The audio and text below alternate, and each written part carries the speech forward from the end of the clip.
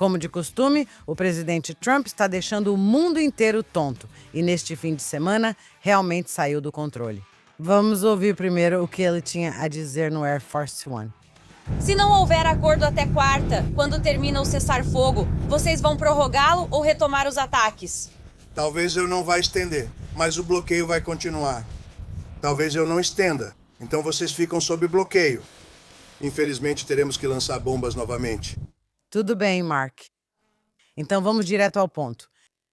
Vamos estender o cessar-fogo ou vamos voltar a bombardear a partir de quarta-feira desta semana? E, aliás, só para os nossos telespectadores saberem, estamos gravando este episódio no domingo, dia 19 de abril. Ruthie, ouvimos o presidente e vou dizer algo que não sei se você vai concordar, mas estou te dizendo o que eu acho que o presidente Trump pensa. Ele pensa que se ele disser que vamos começar a bombardear de novo, isso vai incentivar o regime iraniano a fazer o acordo que ele quer.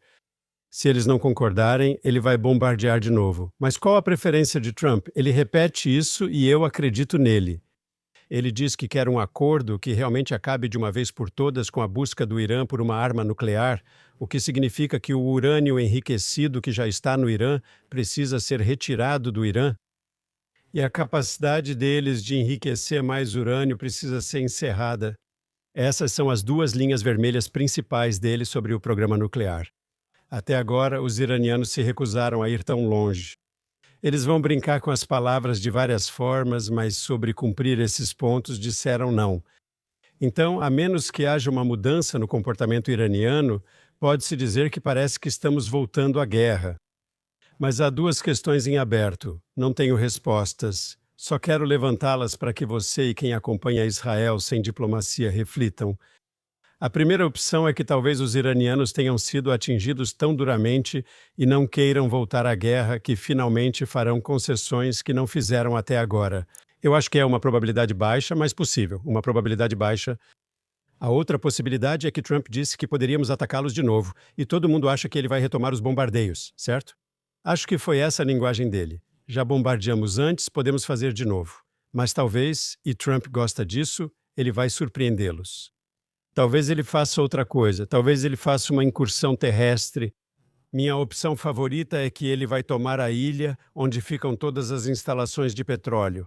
Assim, ele pode propor acabar com o bloqueio, pois sem a ilha do petróleo eles não terão o que exportar.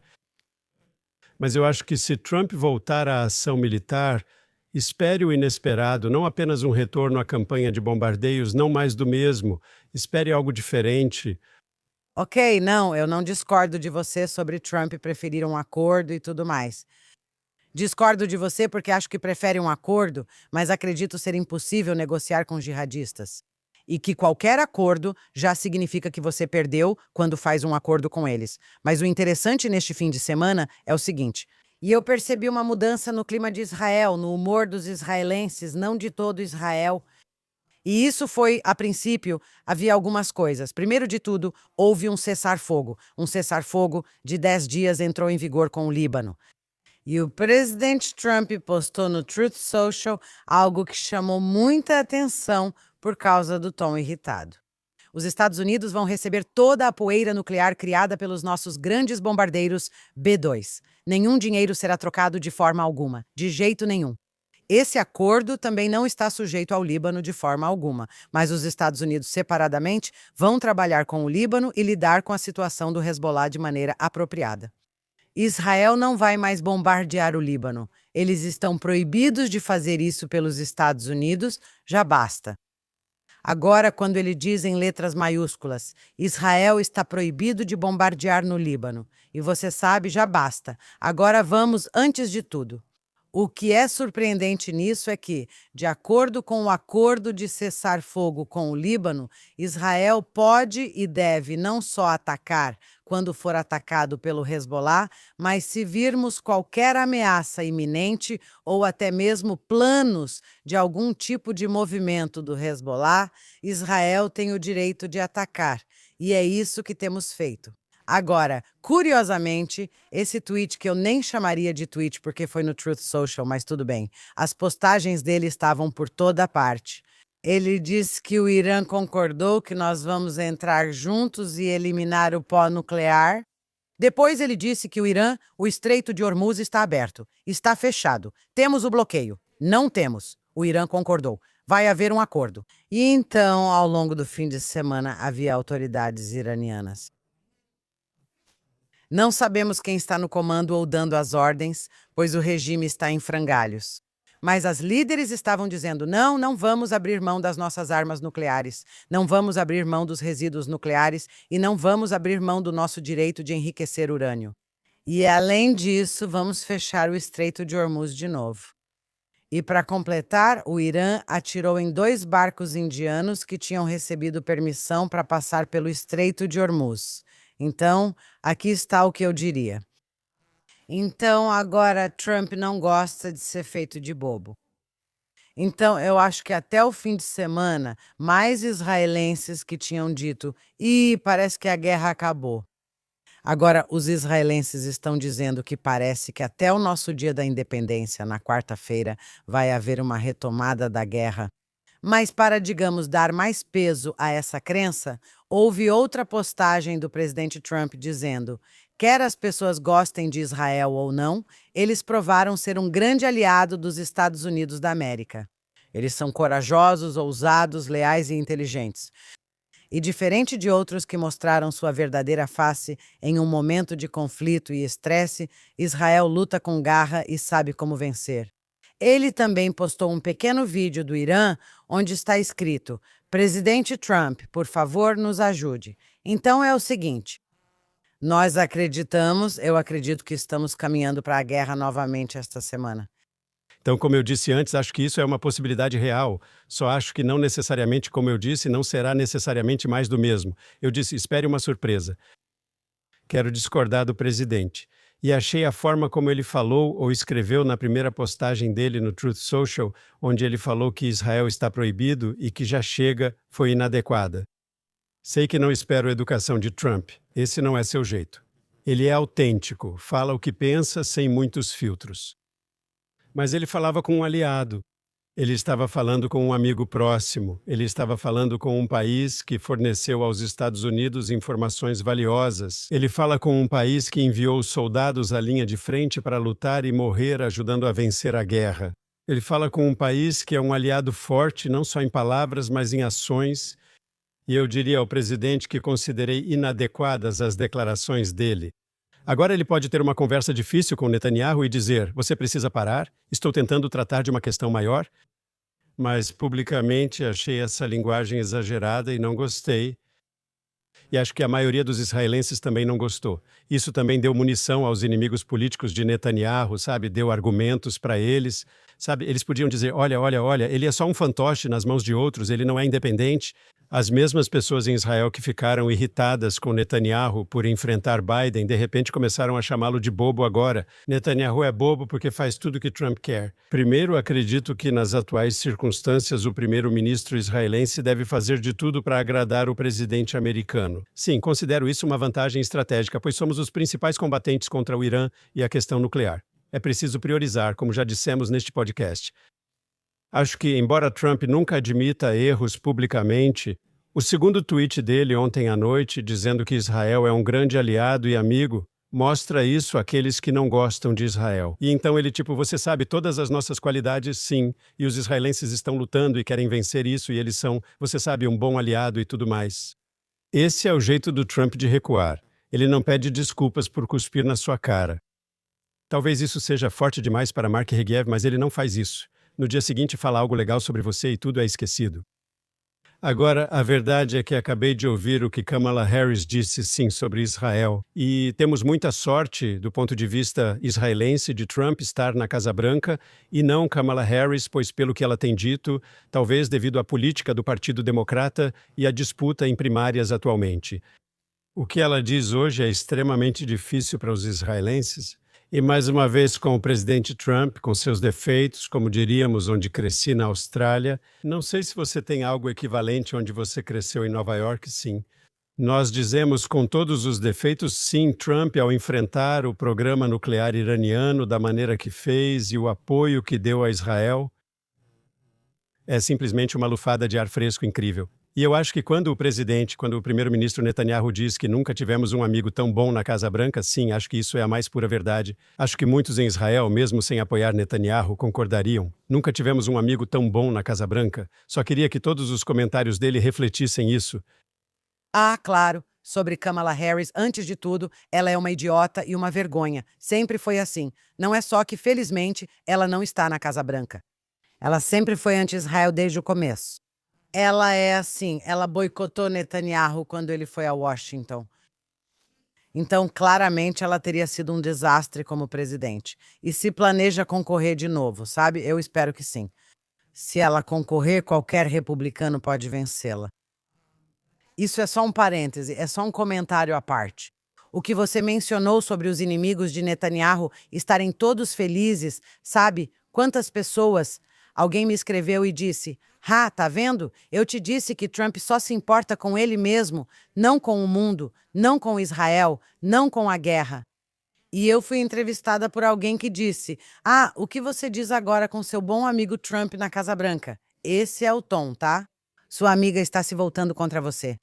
Agora, é o seguinte: ou você é americana ou israelense, ou você está no Ocidente e apoia derrotar o jihadismo global e apoia derrotar o regime maligno em Teherã, ou não. E se você apoia, então qual é o sentido de dizer as coisas estão indo mal? Você não se importa com a civilização ocidental? Você não se importa com o seu próprio país? Seja você israelense ou americana ou, bom, nem vou falar da Europa porque, sabe, para mim, do jeito que a Europa tem se comportado, principalmente a Europa ocidental, isso também é uma vergonha e um escândalo. Como eu disse, essa alegria maldosa de dizer, olha, ele está se voltando contra você. Por que isso deveria deixar alguém feliz quando estamos agora em uma encruzilhada no Oriente Médio e no mundo? Eu acho isso realmente nojento. O que posso dizer? Posso responder dizendo o seguinte: Israel e os Estados Unidos são aliados muito próximos, e o primeiro-ministro e o presidente têm uma relação pessoal muito boa. Há respeito mútuo entre eles, isso está claro. Mas presumir que eles nunca discordariam sobre nada é, claro, absurdo. Quero dizer, casais que se amam muito, muito mesmo, e vivem juntos por 30 anos também discordam sobre questões. Achar que dois países, mesmo aliados próximos, não teriam diferenças é ridículo. Quem leu a história sabe que Roosevelt e Churchill, grandes aliados na Segunda Guerra, tiveram grandes discussões.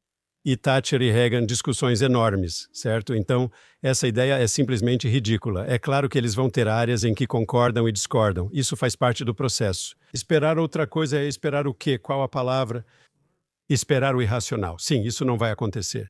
Dito isso, eu realmente acho que, mais uma vez, quando você tem esses desentendimentos, quando Roosevelt e Churchill tinham grandes discussões, sabe, era nos bastidores. Era em grande parte nos bastidores. Você não queria dar conforto a Hitler, certo, com os dois líderes da Aliança Ocidental brigando em público. E eu acho que, no entanto, sabe, temos que aceitar Trump pelo que ele é. Dito tudo isso, no mérito da questão, Trump queria que fizéssemos um cessar-fogo no Líbano. Talvez ele achasse necessário enviar uma mensagem dura e direta aos israelenses, como uma terapia de choque. Talvez visse assim a situação. E cessar fogo no Líbano é uma decisão difícil para os israelenses. E eu acho que, basicamente, se ouvi Netanyahu corretamente, fizemos isso porque os americanos nos pediram. E a questão iraniana é a questão central. E nós, sabe, estamos dispostos, sabe, Lenin, o líder da Revolução Bolchevique na Rússia, disse famosamente: um passo para trás, 2 passos para frente, certo? Estamos dando um tempo no Líbano e parando com isso a chance de negociações com o presidente libanês. Vamos ver o que ocorre. Isso é outra história. Mas podemos fazer uma pausa ali e manter o foco no que importa. O grande objetivo é Teherã, não o jogo que está acontecendo ou o que está acontecendo em Beirute. Então talvez seja isso, sabe? Eu acho que Netanyahu tomou a decisão certa. Nossa situação no Líbano, mesmo com a pausa, mostra tropas israelenses presentes em todo o sul do país, onde não estavam antes do início de tudo isso, certo? Podemos controlar a área que estamos controlando atualmente. Não há nenhuma exigência como parte do cessar-fogo de que Israel tenha que recuar, embora essa tenha sido uma das exigências do Hezbollah. Não, nós não recuamos. Controlamos a área, então podemos seguir destruindo a infraestrutura do Hezbollah? Como antes desse cessar-fogo, podemos ser proativos. Se detectarmos ameaças às nossas forças ou ações indevidas do Hezbollah, podemos neutralizá-los como já fizemos. A situação política do Líbano me parece muito interessante, pois desde que começamos a conversar esta semana e no podcast anterior, iniciaram conversas formais entre Israel e Líbano. Sou muito realista sobre essas conversas porque o governo libanês é fraco. E a capacidade deles de fazer um acordo com Israel e, você sabe, desarmar o Hezbollah é problemática, é muito limitada. Mas essas conversas com o Líbano estão criando uma dinâmica claramente positiva. E quem sabe aonde isso vai levar? Ok, não, isso é verdade. Embora, de novo, o Líbano não seja realmente soberano. O Hezbollah controla tudo lá. Obviamente, seria um grande avanço se, de alguma forma, Israel e o Líbano conseguissem derrotar o Hezbollah juntos. Eu só vou acreditar quando ver, etc. Mas, de novo, Israel reservou o direito, e isso está de acordo com o acordo, de fazer o que for necessário para proteger suas fronteiras. E tudo bem fazer uma pausa, porque o Irã realmente é a questão maior. É difícil comparar com governos anteriores, especialmente a época da Segunda Guerra Mundial, pois agora temos as redes sociais. Sabe, em gerações anteriores, quando diziam que certas coisas não podiam ser expostas em público, mesmo que fossem, havia uma declaração pública, levava 24 horas para um jornal ser publicado e impresso, certo? Aqui temos tudo em tempo real no Twitter, no Truth Social. E você vai ter os comentários do Ayatollah no Twitter e também o Trump adora. Ele está sempre no celular comentando. Então não dá para comparar essas coisas. Tudo está exposto ao público. Agora, a diferença entre Netanyahu e Trump é que o Trump vive no celular digitando e é ele mesmo quem escreve aquelas postagens. Sabemos disso pelos erros que surgem nelas. Não parece que o escritório de relações públicas dele está fazendo e editando. Ele simplesmente despeja o que quer dizer naquele momento. Já o Netanyahu é outra história. Não sei nem se ele sabe tuitar pessoalmente alguma coisa. Ele tem equipe para isso e é cuidadoso com as palavras. Ele é extremamente articulado e eloquente e com certeza não comete erros gramaticais, nem em inglês, nem em hebraico. São situações completamente diferentes. Mas apesar dos problemas desse vale tudo nas redes sociais, a vantagem disso é que podemos ver o que os líderes estão pensando em determinado momento, e especialmente neste momento. Porque o porta-voz do Ministério das Relações Exteriores do Irã e o presidente do parlamento iraniano, como eles estão nas redes sociais, sabemos que disseram não para Trump quando ele afirmou o contrário. Isso é sorte. Podemos ver o que eles realmente estão dizendo, e eu sou a favor disso. Então eu diria o seguinte, no passado vamos supor que Roosevelt estava tendo uma discussão com Churchill. Ele sempre podia, sabe, ter uma conversa de bastidores. Como ele se chamava? Havia um cara chamado Reston, que na época era o grande colunista do New York Times, e ter uma conversa reservada com ele. Ele escrevia uma coluna dizendo que a Casa Branca estava chateada com os britânicos. As redes sociais tornam tudo mais imediato e direto. Se você brigasse com um aliado e quisesse mandar um recado, isso também era comum antigamente. Talvez o timing fosse um pouco diferente. É muito tempo. No jornal do dia seguinte ou numa transmissão na CBS, sim. Agora vou falar sobre onde estamos. Gravamos o podcast neste domingo porque quarta-feira é feriado em Israel, o dia da independência, quando esperamos todos estar nos divertindo. E terça-feira é para os soldados caídos e vítimas do terrorismo. É intenso, como sempre acontece neste país. Aqui isso ganha um significado ainda maior. Correto. Eu só queria dizer sim, enquanto entramos agora no 79º ano de Israel, certo?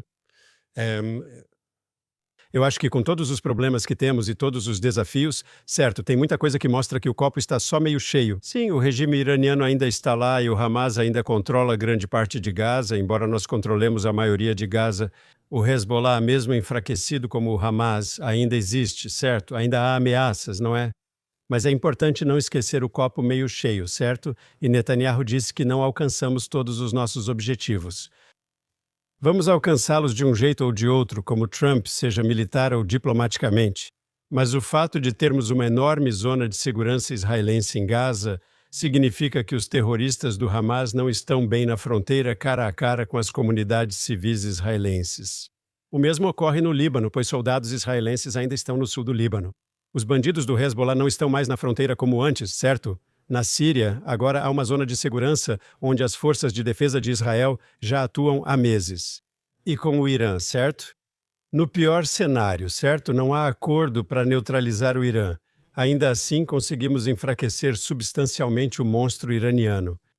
Acho que neste dia da lembrança e da independência, devemos, antes de tudo, agradecer aos jovens israelenses que deram suas vidas pela liberdade do país. E, ao mesmo tempo, acho que podemos dizer, olha, cada vida que foi perdida desde 7 de outubro de 2023 e vidas demais foram perdidas, sim. Mas dizer que essas vidas, elas abriram o caminho para essa situação estratégica superior em que Israel se encontra hoje. Estamos mais fortes, estamos mais seguros do que estávamos nesta mesma época há 3 anos. Não há dúvida quanto a isso.